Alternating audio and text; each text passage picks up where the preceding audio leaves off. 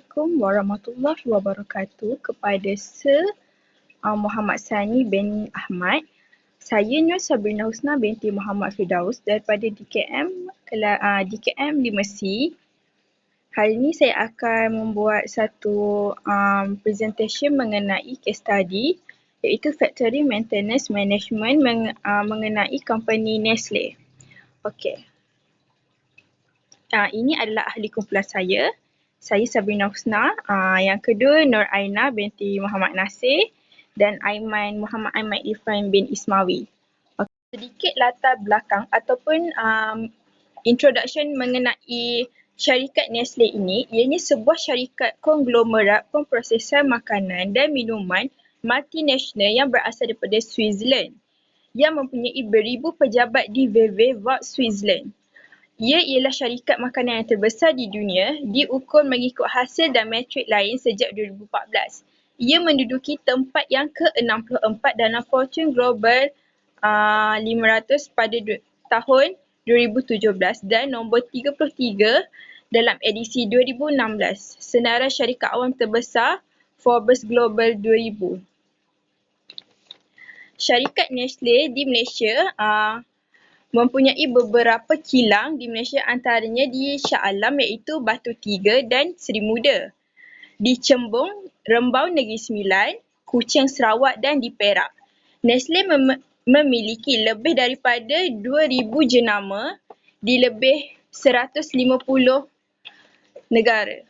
Okey, kita dapat lihat beberapa jenama atau produk Nestle yang biasa kita lihat di pasar raya, seperti makanan bayi, makanan haiwan peliharaan ataupun biasa jenama Purina, bijirin sarapan pagi seperti Honey Star, Coco Crunch, kopi seperti jenama Nescafe, produk Tenusu, aiskrim yang biasa kita lihat di supermarket ataupun 7-Eleven, kebanyakannya adalah berasal daripada syarikat ataupun produk daripada Nestle. Botol air mineral ringan seperti Milo ataupun coklat KitKat. Kita akan masuk kepada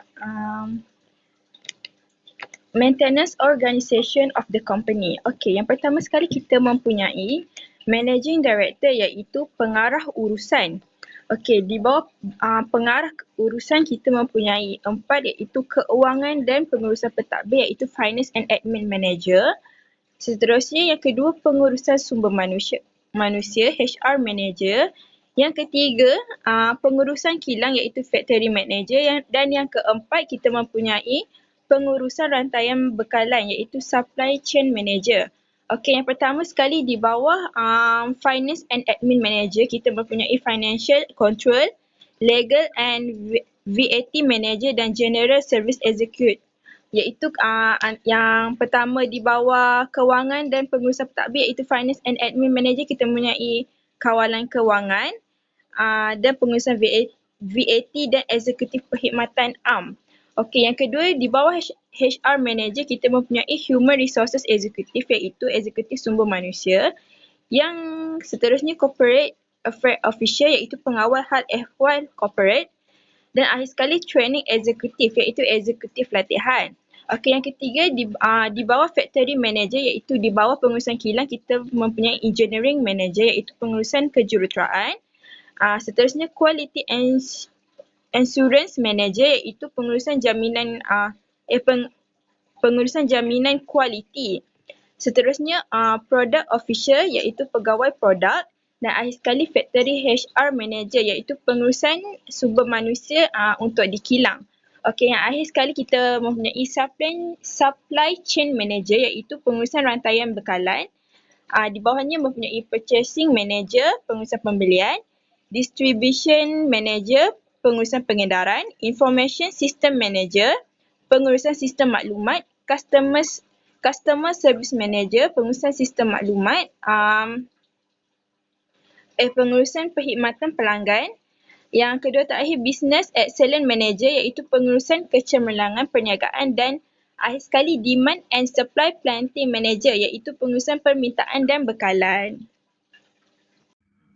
Assalamualaikum dan selamat sejahtera. Saya Noorina binti Muhammad Nasir dari kelas DKM Animasi yang bernombor matrik 23 DKM 19F1084. Saya akan menerangkan mengenai strategi penyelenggaraan di dalam company. Strategi penyelenggaraan yang perlu ada. Yang pertama adalah mengenal pasti asas memilih strategi penyelenggaraan. Yang kedua, menyenaraikan fungsi penyelenggaraan. Dan yang ketiga, menentukan pendekatan sistem untuk fungsi penyelenggaraan. Seterusnya, strategi penyelenggaraan Nestle adalah yang pertama, membimbing kilang untuk mengurangkan pemberhentian teknikal dalam peralatan atau kawasan yang biasa berlaku. Keutamaan diberikan kepada kawasan yang paling tinggi insiden atau impak. Yang kedua, memastikan semakan sistematik semua talian, proses dan utility yang penting kepada perniagaan dan yang kegagalan boleh memberi kesan yang tidak boleh diterima pada keselamatan diri, keselamatan makanan, alam sekitar atau pematuhan. Seterusnya, strategi Nestle Malaysia. Yang pertama adalah mengurangkan secara khusus penggunaan air sebanyak 4%. Yang kedua, mengurangkan secara khusus penggunaan tenaga sebanyak 2%. Dan yang terakhir adalah mengurangkan jumlah sisa pepejal yang mutlak sebanyak 10%. Seterusnya, bagi chapter 4, iaitu sistem approach to maintenance of company. Bagi sistem pengurusan penyelenggaraan ini, ia bermaksud pendekatan dan metodologi yang sistematik untuk merancang, mengatur, memantau dan menilai aktiviti dan kos penyelenggaraan. Gabungan kaki tangan pengetahuan dan penyelenggaraan yang mampu mencegah masalah kesihatan dan keselamatan, kerosakan alam sekitar, peningkatan hayat aset yang lebih lama dan kerosakan yang lebih sedikit dan mengurangkan kos operasi. Sistem penyelenggaraan yang dilakukan di kilang Nestle. Yang pertama adalah sistem pesanan kerja. Yang kedua, sistem permit kerja. Yang ketiga, kad kerja. Seterusnya, pelaksanaan kerja, pemantauan, maklum balas serta sistem kawalan. Seterusnya, pendekatan sistem bagi fungsi penyelenggaraan. Yang pertama adalah condition monitoring. Yang seterusnya adalah failure mood and effect analysis. Dan yang terakhir adalah root cause failure analysis. Seterusnya, sistem yang dijalankan di kilang Nestle adalah yang pertama, pertanian dan pembangunan luar bandar. Seterusnya, alam sekitar, pengeluaran dan manusia.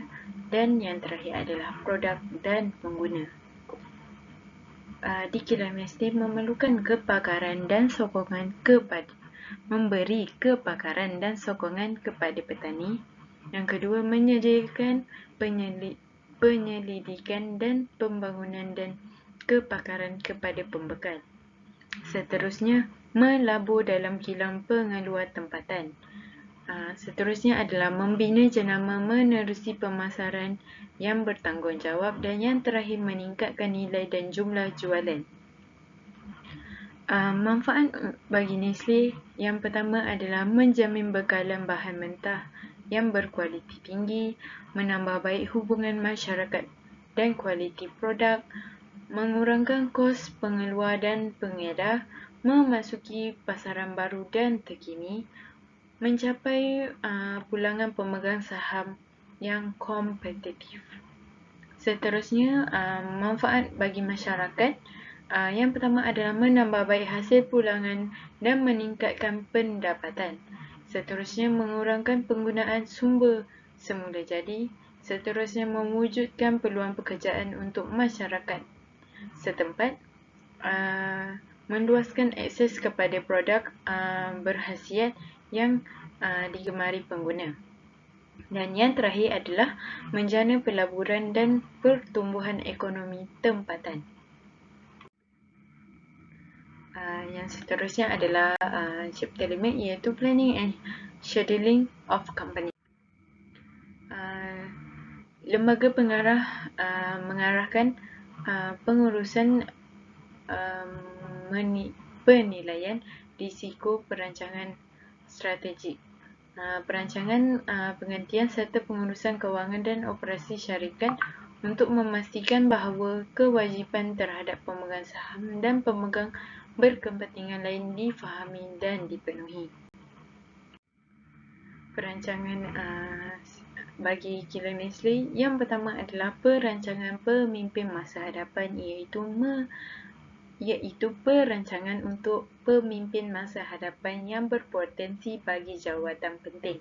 Seterusnya adalah proses panduan pembangunan maju, iaitu perbincangan dan perancangan antara pengurus dan kaki tangan mengenai rancangan tindakan pembangunan kaki tangan. Bagi memenuhi keperluan pelanggan, pihak Nestle telah mengambil langkah bagi menambah baik proses perancangan perniagaan, memantau bekalan bahan utama dengan teliti dan melaksanakan program latihan bagi meningkatkan keupayaan kaki tangan. Seterusnya, pelanggan Nestle dalam akuan antarabangsa terus meletakkan Nestle sebagai pembekal utama dengan CSS sebanyak 98 hingga 99%. Untuk bekalan ekspor atau antara pasaran IMS ke pasaran Nestle lain, pihak Nestle telah menghantar 13,000 kontena dan ke 66 negara di seluruh dunia. Bagi mengetahui cara planning and scheduling bagi company ini, yang pertama kita perlu tahu waiting to be planned file, iaitu kita kena tahu siapa. Seterusnya kita perlu memilih file yang memilih orang yang betul bagi menetapkan planning ini. Seterusnya kita perlu ungkap segala yang berkaitan dengan masalah yang dihadapi dan merancang semula. Seterusnya membahagikan mengikut job scope yang berkenaan.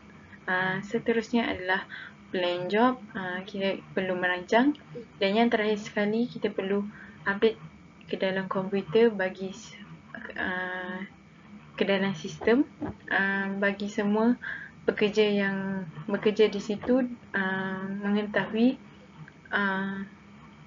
jika ada kesalahan yang dilakukan.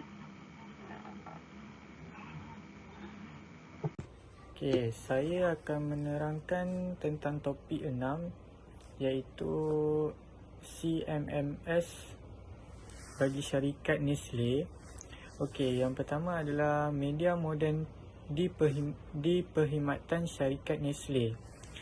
Memandangkan proses R&D berkaitan dengan rapat dengan proses pengurusan maklumat, walaupun fakta bahawa syarikat itu lebih terkenal dengan menggunakan media moden untuk tujuan pemasaran, penggabungan alat rangkaian dan dalam operasi syarikat dan penciptaan rangkaian tunggal, di mana organisasi beroperasi juga lebih dilihat sebagai salah satu kunci pencapaian.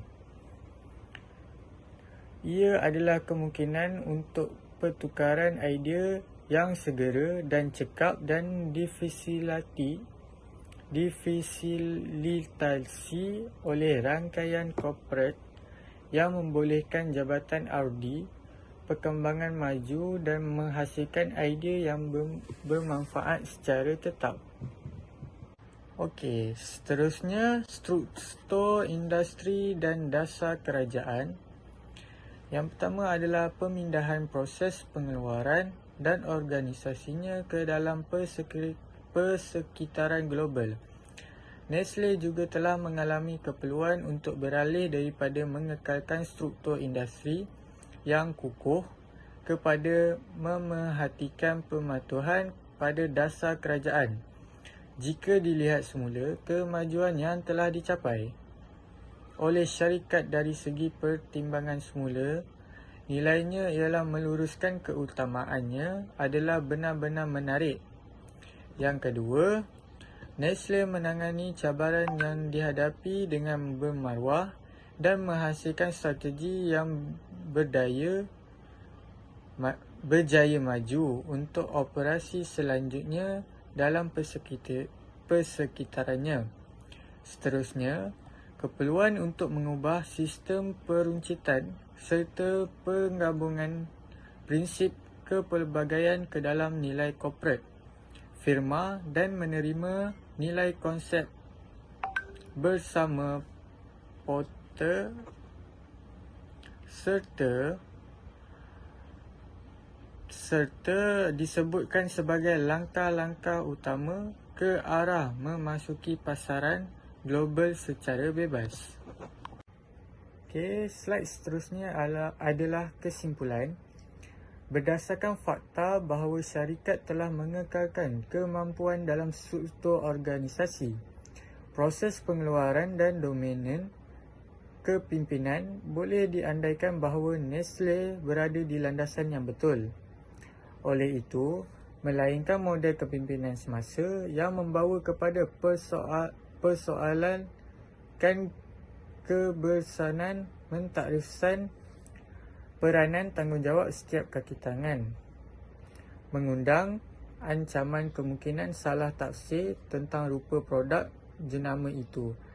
Syarikat mungkin telah membuat beberapa langkah yang salah dalam mentakrifkan corak tingkah laku organisasi, dan penilaian keseluruhan keadaan semasa adalah firma tidak menunjukkan apa-apa yang mengerikan.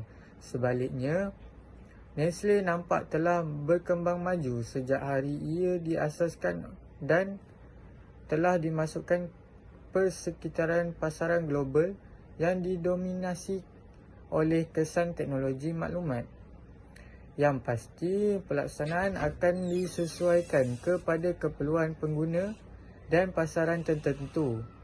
Kami berharap untuk meneruskan manfaatkan kekuatan kami untuk memenuhi misi utama kami, iaitu mengekalkan Nestle sebagai syarikat makanan dan minuman yang paling dipercayai serta jenama kami yang relevan dan dihargai kehidupan berjuta-juta keluarga Malaysia setiap hari.